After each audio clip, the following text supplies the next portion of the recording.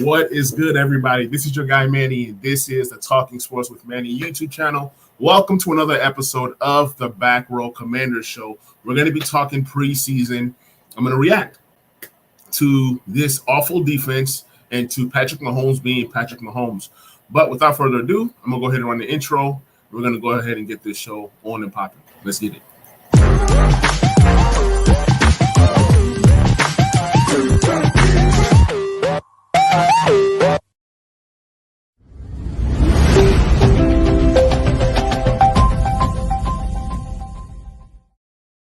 So let's go ahead and just get started with the defense. I was not impressed with the defense on Saturday. A lot of people say the defensive line is not the problem. Well, if the defensive line is not the problem, they're definitely not the answer. They fired Sam Mills, and I tweeted, maybe they fired the wrong guy because the effort that I saw out of this defense is not what we are expecting, right? If the defense is supposed to be the strongest part of the team, right? Like we're known for this defensive line. Oh, you always hear the 4 first-rounders on that defensive line. Not only that, we might be losing Daron Payne. So I'm not overly excited about this defensive line, especially with no Chase Young. That's a big hit to this team. They were not able to get to Mahomes. Obviously, Mahomes is Mahomes. I'm not disputing that. Mahomes is who he is. He's a beast. And we were not able to get to Mahomes. He was able to just move around, throw it left-handed, right-handed, curved. He was doing all kinds of stuff. And not only that, we really got attacked in the secondary. Kendall Fuller had one good play where he kind of, sped up to the ball and knocked it out. But if he didn't do that, that was a bona fide touchdown to Sky Moore. So the defense kind of worries me. And then with the lack of linebackers, right, I wanted to see how will the Commanders defend a Travis Kelce. Travis Kelce had his way. He had his way with these linebackers. It didn't even matter who was guarding him. Not only that, Kansas City had a backup tight end, Fortson, a guy that everybody's going crazy for right now in Dynasty and Fantasy. I'm like, who is this guy? They made that guy look great.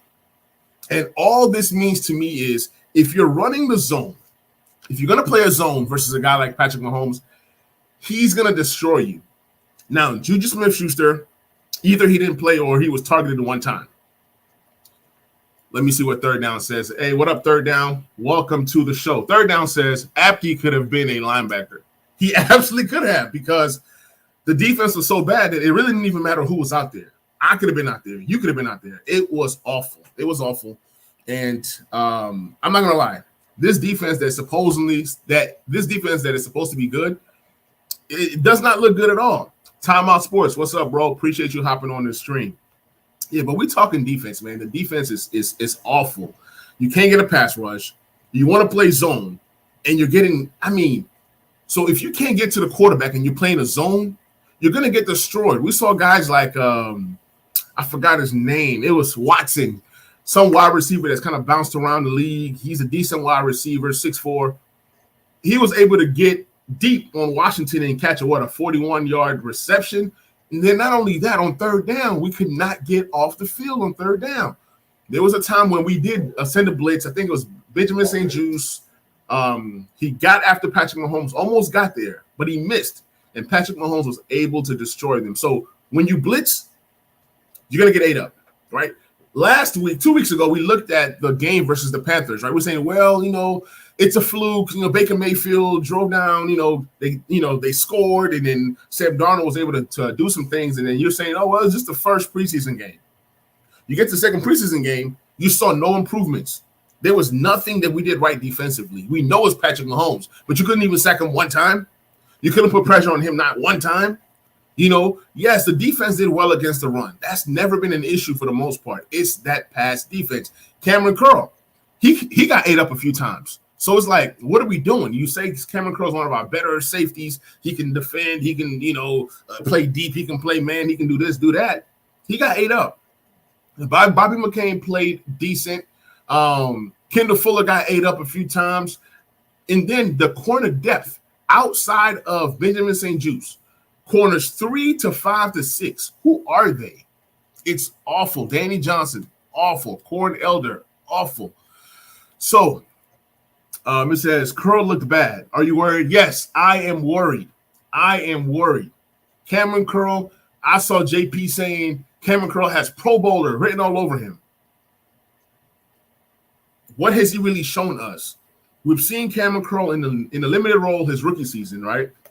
His second season, he really didn't even get to be the guy because he had Landon Collins there taking away snaps from strong safety. This year is the Cameron Curl show. He's going to be the leader of that back end, pretty much. He has to be that guy. If Cameron Curl is this and that, a 7th round steal and this, Cameron Curl is a good player. But Pro Bowl, I don't know. I mean, from what I've seen, I don't see Pro Bowl as of right now. That defense looks so awful that it really doesn't even matter who's out there. So here's a defense that just what they lost. Of course, Chase Young is a big loss, right? Then you also have a guy like let's say even the second year guy, 52, Jamin Davis. He made a play, but he made a play against the second string offense. So I really didn't even see anything from this defense that gets me excited. Not the linebackers, not the secondary, not the defensive line, which is supposed to be the strength of this team. So it's real concerning to me. Third down says, I'm not worried about Curl. He needs to be free safety. I don't know if he needs to be free safety. What did he prove on Saturday? Can he be that free safety? Bobby McCain played okay as a free safety. I saw Cameron Curl getting 8 up deep. So him being the free safety, I'm worried. If this is how it's going to be, you definitely need a third safety who's rangy. That seems to be some of the issues that we keep going through. We don't have a rangy safety who can get out there, make plays, right? It's like you're limited to what you can do defensively. Can you play single high? Can you trust Cameron Curl in the back end by himself to play single high? I can't. As good of a player as Cam Curl is, I like him closer to the line of scrimmage. He makes plays that way. He can, he can blitz, he can tackle. But putting him out there deep, I don't know. Third down says put 19 in the spot. I do like 19. It's what's his name? Parker. Is it Stephen Parker? That boy could play. That boy could play, and I think he makes the team. So I'm gonna go ahead and share my screen, man. We're gonna go ahead and look at the depth chart for Washington. We're gonna look at the game, the stats, and just try to see if we can find anything good. I mean, I watched the game from the beginning to the end, but I really didn't even see anything that made me excited. After that game, I was probably more discouraged than anything. It would have been great had the team played Kansas City the last game. So now we go play Baltimore, right? And that's going to be a whole nother ball game, especially if Lamar Jackson plays. So let me go ahead and share the screen. We'll look at the game. Let's try to dissect. Let's try to see if we can find any positives to this game. Now, Sam Howell came in. He threw that pick. We need to pump the brakes because after the first preseason game, you was hearing, oh, Sam Howell is going to push Taylor Heinicke for the number 2. No, pump the brakes. We will be better off with Sam Howell not playing this season. If Sam Howell has to play one game this season, all that means is that the team is ultra trash. For Sam Howell to play, he's a guy that we want to develop and get him right.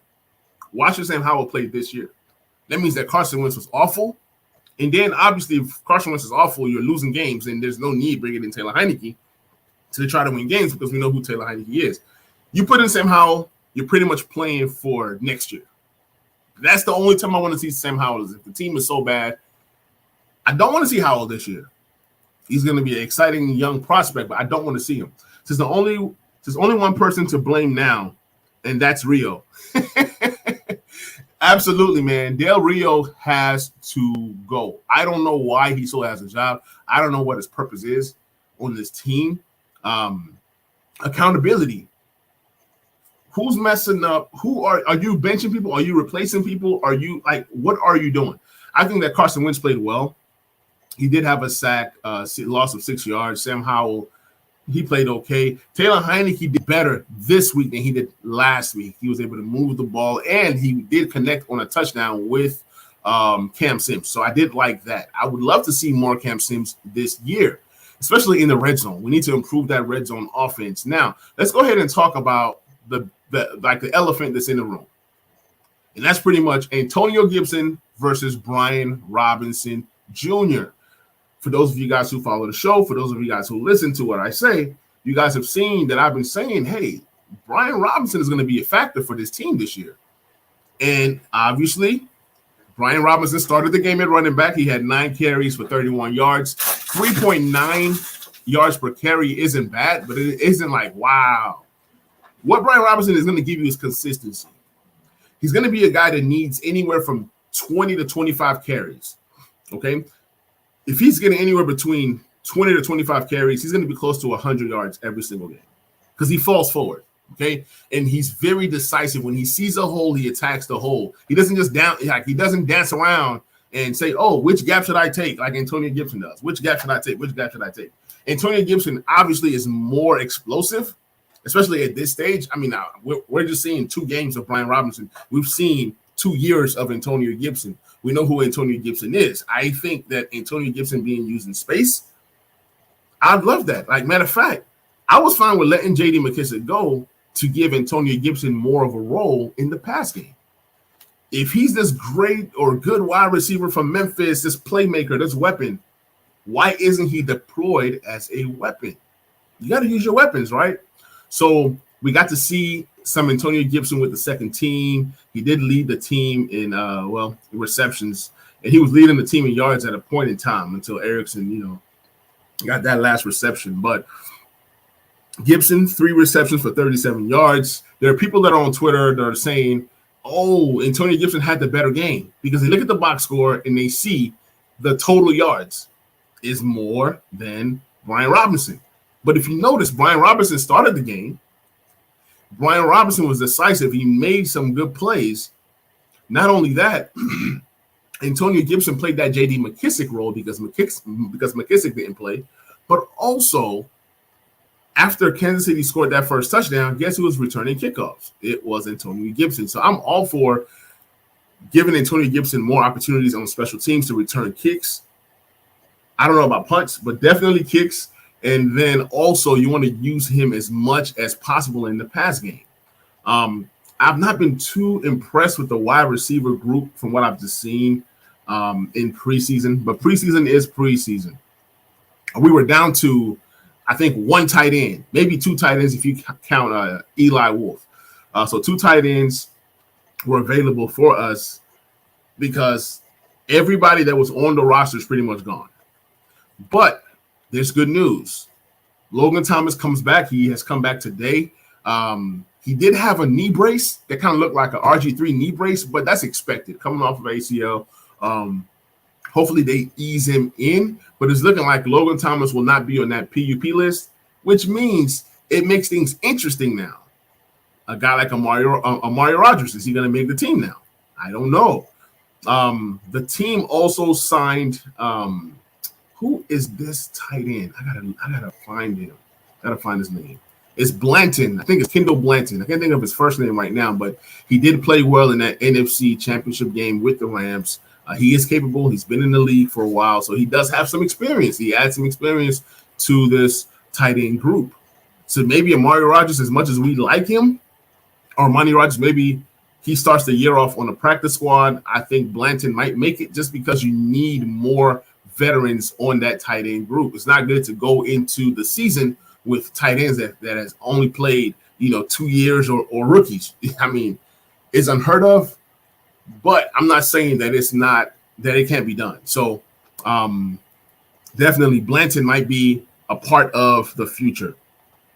Also, when you look at Erickson, there's that battle between Erickson and Dax Milne.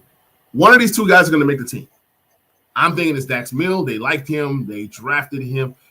Erickson came in here to contend for that punt return job and that slot position. Erickson has not shown me anything in the return game so far.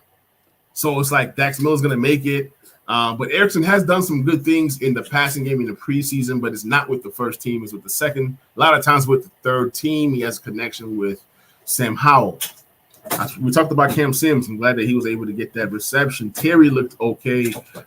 Terry did Terry things.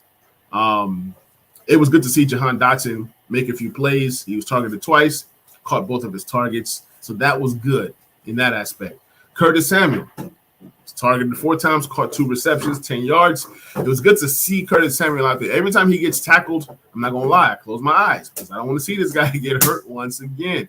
Also, De'Ami Brown, he tried to make some plays, but is De'Ami Brown going to be used in the deep passing game? I don't know. I really don't know what's going to happen with this team. Defensively, Shaka Tony had 1.5 sacks, but that was like at the end of the game, later on in the game when it doesn't really matter, but it does matter for him. It builds his confidence. It makes him feel like, you know what, he's getting better. So that's good for him. But, we lost Bada. We lost, I think we lost Corn Elder as well with injury. So those are 2 guys who could have made the team that were pushing for spots. So corner gets thinner.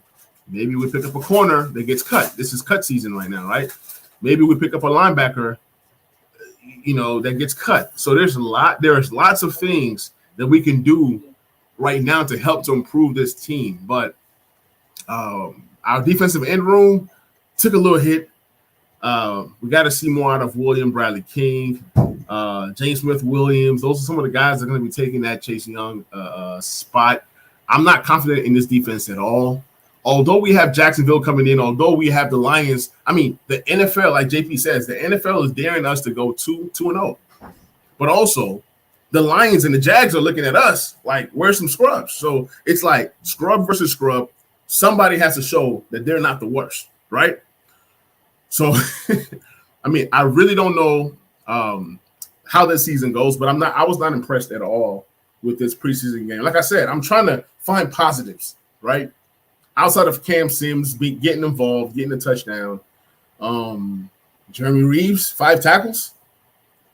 Jamin Davis made a play, and tackled somebody. He did what he was supposed to do. What are we really looking at? You know what I'm saying? William Jackson III got to step up. Kendall Fuller got to step up. These linebackers got to step up. I think the guy that I was looking for was Josh Drayden. No, it's not Josh Drayden. I want to say it's Parker.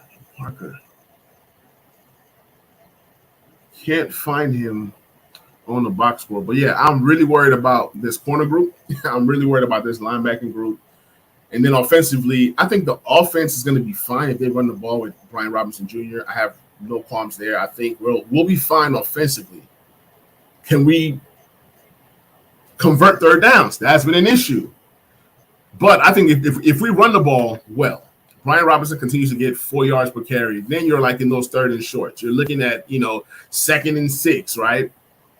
You're looking at 2nd and 5. You're looking at a lot of convertible third downs. So if we can move the chains, hopefully result in some touchdowns and just not all field goals. But I think if we get anywhere close to that goal line situation, it's going to be Brian Robinson. You're going to see Gibson in space. You're going to see Gibson getting some carries. You're going to see J.D. McKissick. Hopefully Logan Thomas gets back, up to speed. But we do have some young capable tight ends that would possibly help us in the passing game. In the running game, I don't know. John Bates is a good blocker, right? You have Cole Turner. He's a tweener. He's more of a outside tight end. So there's lots of question marks on this offense. You always hear Washington is so talented offensively, and you even hear RG3. He said that if this team gets the Carson Wentz from last year with the Colts, this is a team that's in playoff contention. If you get the Carson Wentz, the MVP year Carson Wentz, then you're looking at a Super Bowl contender, which, if we get that Carson Wentz, it's going to be kind of hard to say. You're talking about over 33 touchdowns, 34 touchdowns. You get that out of your quarterback with the low interception numbers. Yes, it just bodes well, right? But I'm not going to get my hopes up. Every year we get our hopes up. You get excited. And even this year with the new name, new logo, same stadium, but a lot of different things are different, right? But the culture has gotten better. But it's like, when I say culture, more so the winning. Right now, I can't call this team winners, right? So when you look at that next game versus the Baltimore Ravens, like, what am I expecting? I really don't know. I really don't know.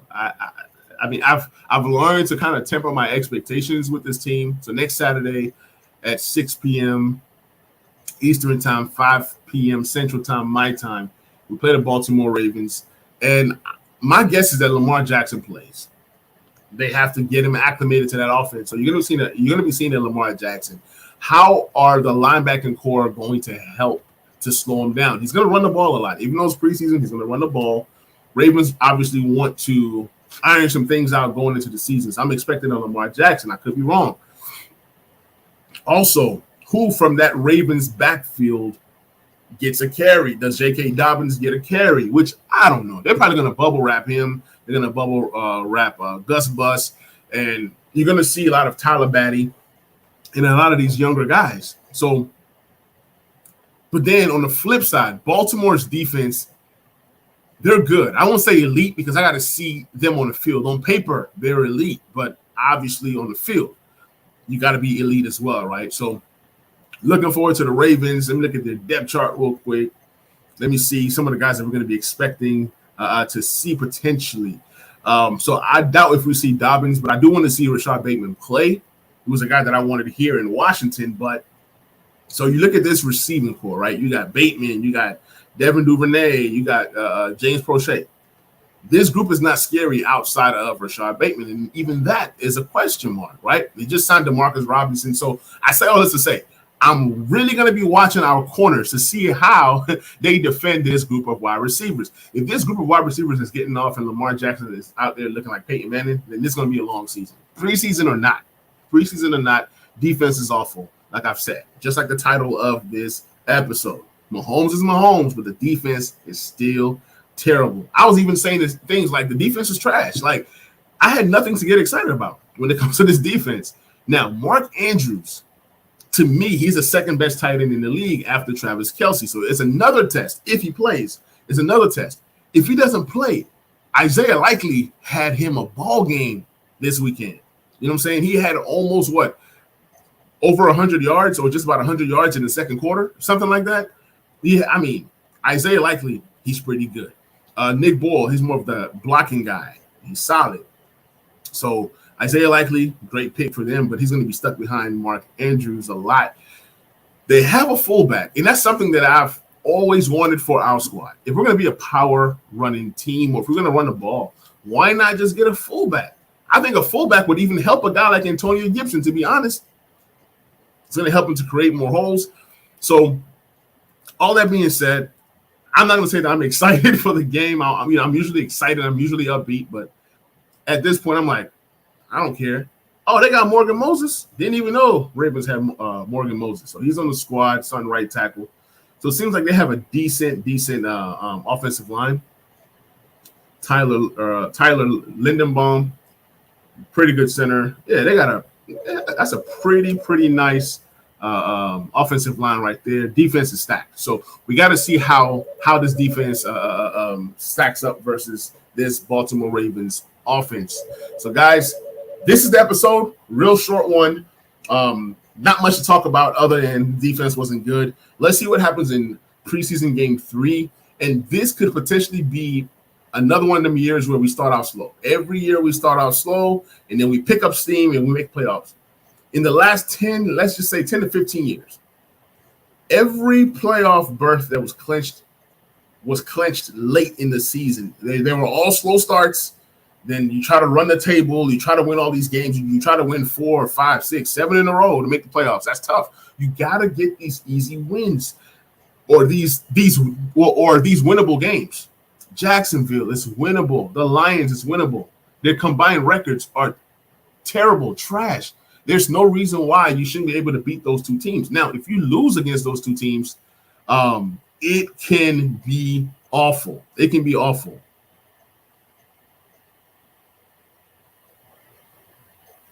It can be awful. So yeah, sorry about that. So let me see if there's anything else before I go ahead and end the stream, in this episode. But yeah, man, I was so mad.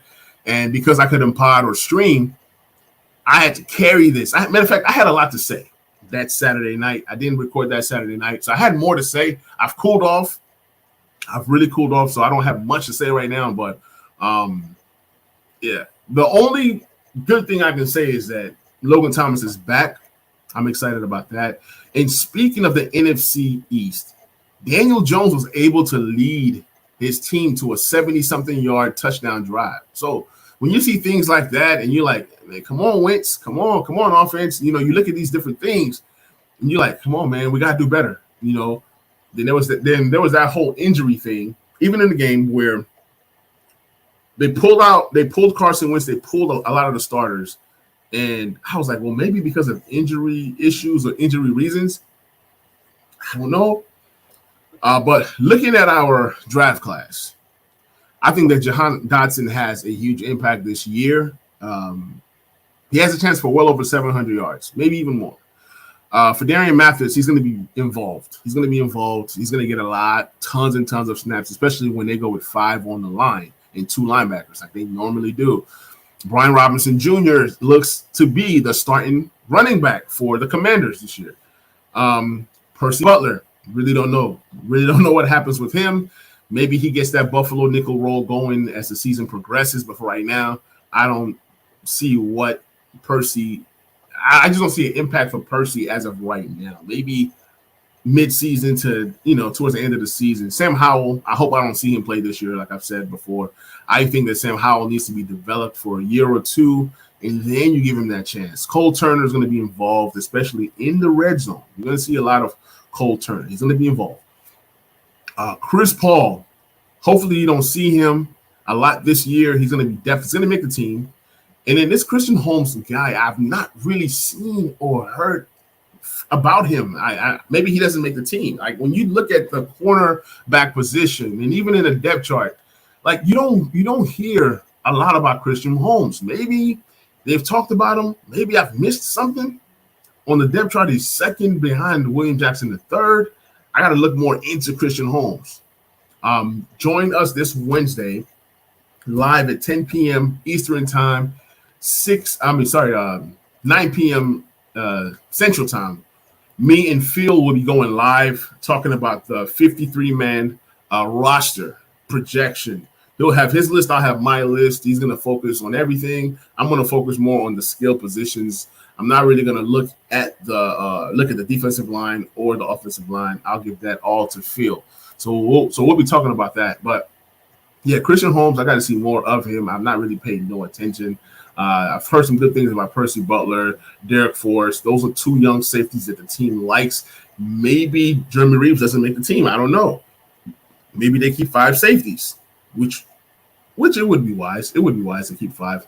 But I do like this Stephen Parker kid. I love the Stephen Parker kid, man. He plays tough. Maybe they can disguise one of these safeties as a linebacker since they don't really play linebackers, even roster linebackers anyway. So right now you're looking at Cole Holcomb, David Mayo, Jamin Davis, Khalid Hudson. Oh, this group is awful. Then you look at the punt returner, kickoff returner, the situation. Erickson might not be the guy, but he might just be the best that we have right now. Sprinkled in with some Antonio Gibson. I liked Jared Patterson as a kickoff returner, but maybe he doesn't make the team. So if you're not going to play special teams, I doubt you make the team. So it's going to be interesting to see what the team does. But, guys, this is the Back Row Commander Show. What's good, Hawk? Just wrapping up. This is the Back Row Commander Show. I will be coming back on live on Wednesday, 9 p.m. Central, 10:30 Eastern time. We're going to talk Commanders football. We're going to talk about the 53-man projection. Please drop me a like. If you're listening on the audio side, please, give me a 5-star. Please give me a rating. And I appreciate the love that you guys give me. And I will catch you guys on that next episode. We out. Peace.